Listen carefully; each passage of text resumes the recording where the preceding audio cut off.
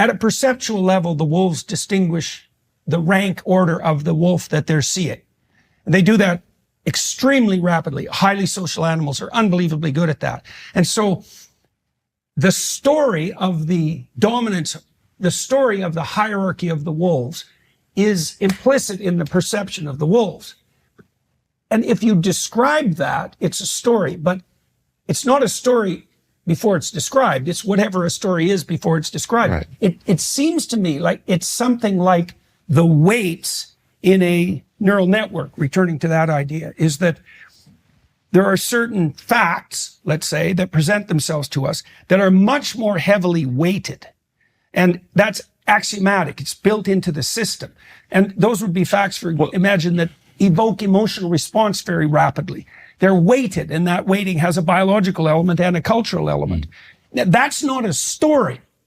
But if you describe that, that's what a story is. The scientist who's studying the wolves is creating a story. That's right. No, that's not right. creating. I want to say constructing a story. Yes. But it's a story about something that's not happening, mediated through stories in the wolves. Yes, right. For the wolves, it's a pattern of behavior and a pattern of perception. Yes. It's not so imagine this is when you go to see a movie, you take on the weighting, the value structure of the protagonist. Now, human beings are very good at that. Like, we look at each other's eyes and we see what people are attending to, and we watch their patterns of attention, and we infer their valuation and their motivation. We're unbelievably good at that.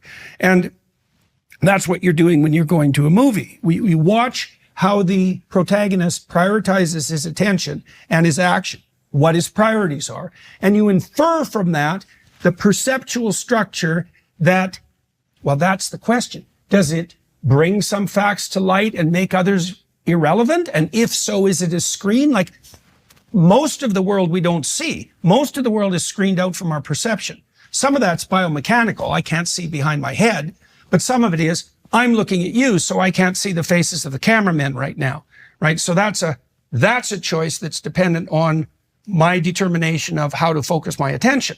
Now, the fact that I'm prioritizing you, I can see your face, I'm using the foveal center of my vision, and I can't see these guys because they're in my periphery. That's kind of like a screen, right?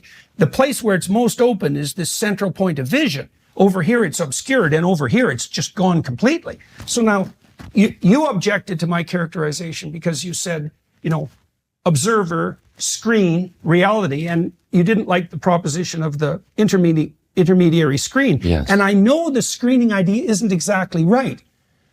But on the counter side, we have this problem. Some things are central to our perception and other things are peripheral. And that's dependent on our values and our patterns of attention and our actions. So, well, I'm curious about what you think about that. Well, I think you're putting two kinds of examples out on the table. They're going to be related. I think the first one, where we are looking at a human being, say an actor on a screen, right, putting ourselves in that person's shoes and reading all sorts of things. Reading the world. I think that's very extraordinarily complicated. And I think the interesting thing there is going to be, while you say that we humans are very good at that, the interesting thing is going to be how much of that is learned, because it doesn't seem to be a highly fallible process.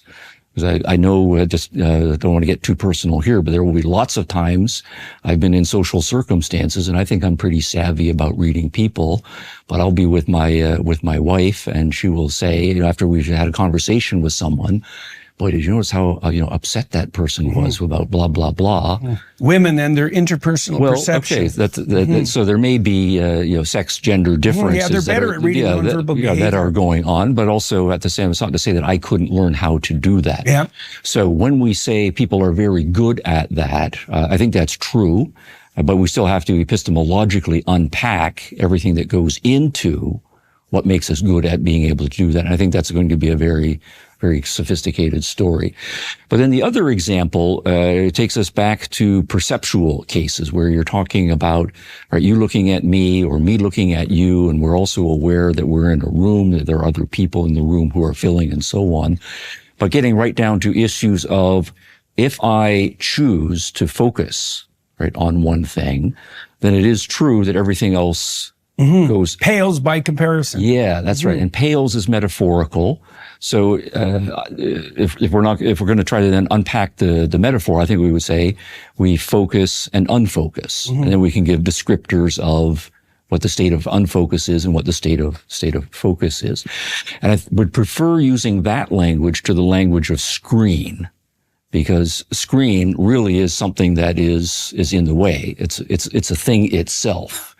That's another obstacle, right? So if you know, if it's so how about if there's a dressing screen between the two of us, and I'm dressing for privacy, right? The whole idea of the screen is that it's blocking. Right. So the metaphor is too simple. That's right. That would be different from, and I think a better metaphor would be to say to filter. And I think sometimes our sensory apparatuses are engaging in filter. They're just attending to some things and not attending to other things. But a filter is different from a screen. Okay, so I have also just to stay on this one issue here, the issue of focus and unfocus, I think it's not a filter either. Are you tired of feeling sluggish, run down, or just not your best self? Take control of your health and vitality today with Balance of Nature. With Balance of Nature, there's never been a more convenient dietary supplement to ensure you get a wide variety of fruits and vegetables every day. Balance of Nature takes fruits and vegetables, they freeze dry them, turn them into a powder, and then they put them into a capsule. The capsules are completely void of additives, fillers, extracts, synthetics, pesticides, or added sugar. The only thing in Balance of Nature fruit and veggie capsules are fruits and veggies. Right now, you can order with promo code Jordan to get 35% off your first order, plus get a free bottle of fiber and spice. Experience Balance of Nature for yourself today. Go to balanceofnature.com and use promo code Jordan for 35% off your first order as a preferred customer, plus get a free bottle of fiber and spice. That's balanceofnature.com, promo code Jordan for 35% off your first preferred order, plus a free bottle of fiber and spice.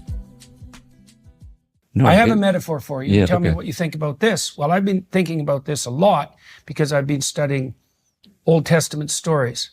And I think the tabernacle in the Old Testament is a model of perception.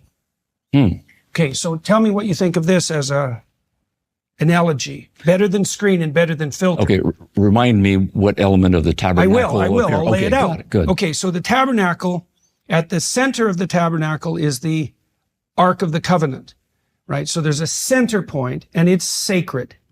Okay, and if I remember correctly, in the early ceremonies that were associated with the tabernacle, the high priest was only allowed to go into the Holy of Holies, the center, once a year. So there's a center. Then there's a structure of veils around it, like so that there's a center and then it's veiled, and then outside of that is another veil, and then outside of that is another veil, and then outside of that is another veil, and then outside of that is the community. And so that's the sacred central point of the community.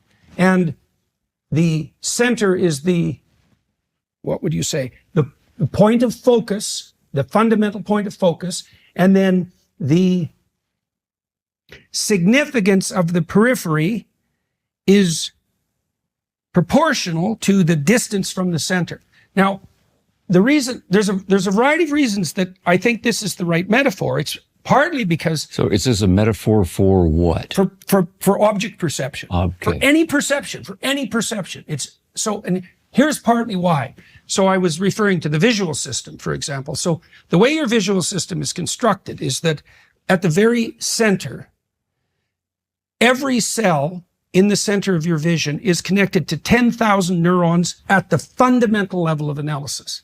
Okay, and then each of those 10,000 is associated with 10,000. It spirals up exponentially very rapidly. But the foveal tissue in the center of your vision is very high cost. It takes a lot of neural tissue to process it, and it takes a lot of energy, a lot. If your whole retina was foveal, your head would be like alien size.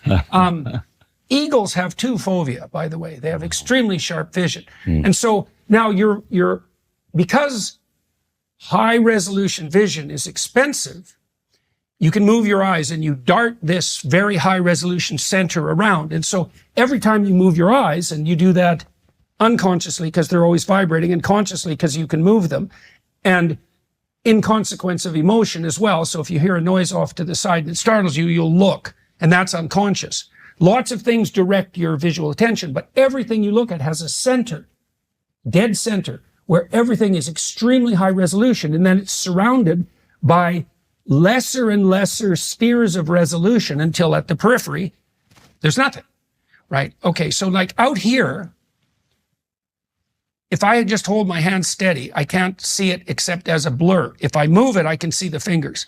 So out here, I can detect movement. That's how dinosaurs saw, by the way. Dinosaurs, frogs still, they can't see anything that isn't moving. They have vision like our periphery. So out here, because the tissue in the periphery of my vision isn't very highly innervated, I prioritize movement because my assumption is if it isn't moving, I don't have to pay attention to it. You know, it's a default assumption about what's ignorable in the world. We live in a dynamical environment. Yeah. Right, exactly. And so if you're going to prioritize peripheral vision, the priority is if it moves, look at it. Otherwise, ignore it. Yeah. Okay, so every perception has a center and then a gradation of resolution until it fades out into nothing. Yeah. And that tabernacle, as far as I can tell, is a model of the perceptual center. It's a model of the community center as well, but it's a model of perception as such. So that's different. That's different than the screen, obviously.